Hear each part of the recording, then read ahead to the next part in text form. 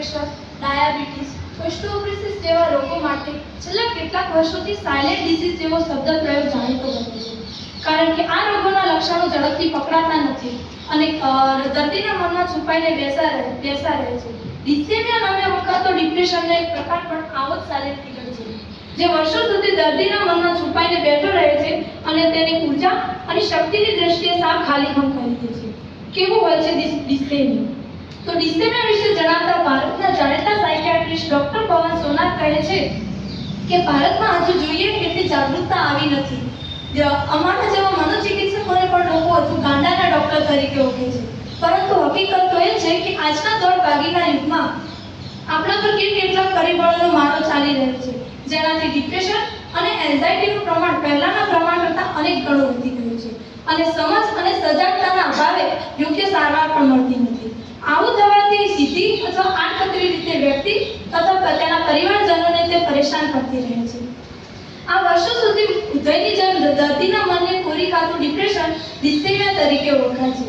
Doctor પવન સોનાર ડિસ્થેમિયા વિશે જણાવતા વધુ ઉમેરે છે કે એક સરખું ચાલતું લાંબા ગાળાનું ડિપ્રેશન ડિસ્થેમિયા અથવા પર્સિસ્ટન્ટ ડિપ્રેસિવ ડિસઓર્ડર તરીકે ઓળખાય છે. આવું થતાં વ્યક્તિ ઉદાસ થઈ જાય છે, તેને કોઈ જ કામમાં રસ લાગતો નથી, તેને બધું નકામું અને વ્યર્થ લાગે છે અને આવી લાગણીઓની અસર તેના કામના સ્થળે, અભ્યાસમાં, રોજિંદા જીવનમાં અને તેના અભ્યાસ પર પડે છે.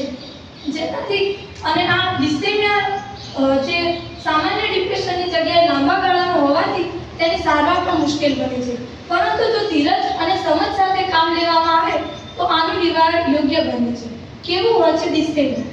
તો ડિસ્થેમિયાના લક્ષણો વર્ષો સુધી આજા કર્યા કરે છે અને તેના લક્ષણોના પ્રમાણ પણ બદલાયા કરે છે, પરંતુ જો ધીમે ધીમે કરીએ તો ડિપ્રેશન જરૂરથી દૂર થઈ જાય છે. એના લક્ષણો એવા હોય છે કે તે વ્યક્તિ વારંવાર ઉદાસ થઈ જાય છે, એને બધું નકામું અને નિર્થક લાગ્યા કરે છે. સામાન્ય વ્યક્તિની જગ્યાએ તેને કામ કરવામાં ખૂબ જ વાર લાગે છે અને તેને રોજિંદા જીવન પર ખૂબ જ માઠી અસરો જોવા મળે છે. આવી વ્યક્તિઓની બીજી એક ખાસિયત હોય છે કે તે ક્યારેક તો વધારે ઊંઘે છે, કાં તો ક્યારેક તો એ ઓછું ઊંઘે છે. ખાવાની બાબતમાં પણ તે ક્યારેક તો વધારે ખાઈ લે, કાં તો ક્યારેક તો તે ઓછું ખાઈ લે છે. આ દર્દ જો બાળકોમાં જોવા મળે તો તે ઉદાસ અને ચીડચીડું જોવા મળે છે. કેવી રીતે થાય છે સારવાર? સારવાર માટે ડોક્ટરો દવાઓની સાથે સાથે સાયકોથેરેપીનો પણ ઉપયોગ કરતા હોય છે. દવાઓમાં સિલેક્ટિવ સેરોટિવ રીઅપટેક ઇન્હિબિટર્સ, ટ્રાયસાયક્લિક ડિસ્પ્રટ જેવી દવાઓના મગજના કેમિકલ્સને કાબૂમાં રાખતી દવાઓનો ઉપયોગ કરવામાં આવે છે. સાથે સાથે એ પણ શીખવવામાં આવે છે કે ન ગમતી બાબતોનો કેવી રીતે મક્કમતાપૂર્ણ અસ્વીકાર કરવો, નકારાત્મક વિચારોને કેવી રીતે સકારાત્મક વિચારોમાં પરિવર્તિત કરવા, તાણજનક પરિસ્થિતિમાંથી કેવી રીતે દૂર થવું. અને બીજી બાજુ એ શીખવવામાં આવે છે કે યોગ અને કસરત કરી મન તથા શરીરના રિલેક્સ કેવી રીતે કરવું એ ટેકનિક્સ ઉપર શીખવવામાં આવે છે. છેલ્લે ડોક્ટર પવન સોનાર કહે છે કે આ બધી બીમારીઓની અસર, આ દવાઓની અસર 2 થી 8 અઠવાડિયા સુધીમાં જોવા મળે છે.